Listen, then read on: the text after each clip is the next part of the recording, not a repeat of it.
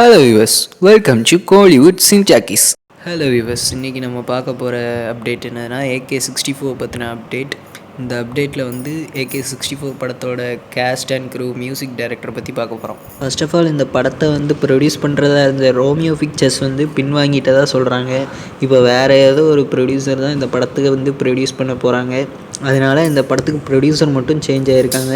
மற்றபடி ஷூட்டிங் வந்து February எண்டில் இல்லைன்னா மிடில் ஸ்டார்ட் ஆயிரும். ஆதிக் ரவிச்சந்திரன் சார் இப்போது ரீசெண்டாக ஒரு ப்ரெஸ் மீட்டில் சொல்லியிருக்காரு.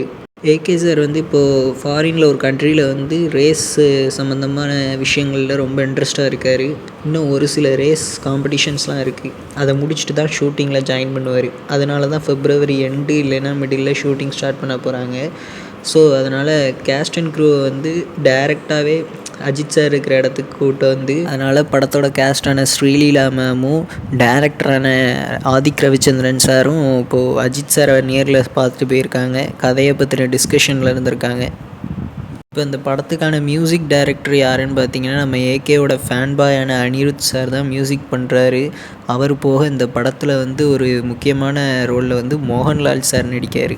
ஓகே, இப்போ இந்த படத்தோட ஸ்டோரி பிளாட்டை பற்றி பார்ப்போம். இந்த படத்தில் வந்து அஜித் சார் வந்து ஒரு மதுரை பேஸ்டு ஒரு ரவுடியாக தான் நடிக்கார் வழக்கம் போல்.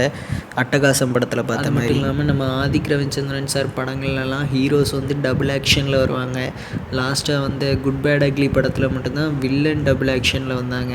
அதுக்கு காரணம் என்னன்னு தெரில. அஜித் சார் டபுள் ஆக்ஷனில் நடிக்கிறத வந்து தவிர்க்கிறாரு அப்படின்னு சொன்னாங்க. ஆனால் இந்த படத்தில் வந்து அஜித் சார் வந்து ரொம்ப வருஷம் கழித்து டபுள் ஆக்ஷனில் நடிக்கார்.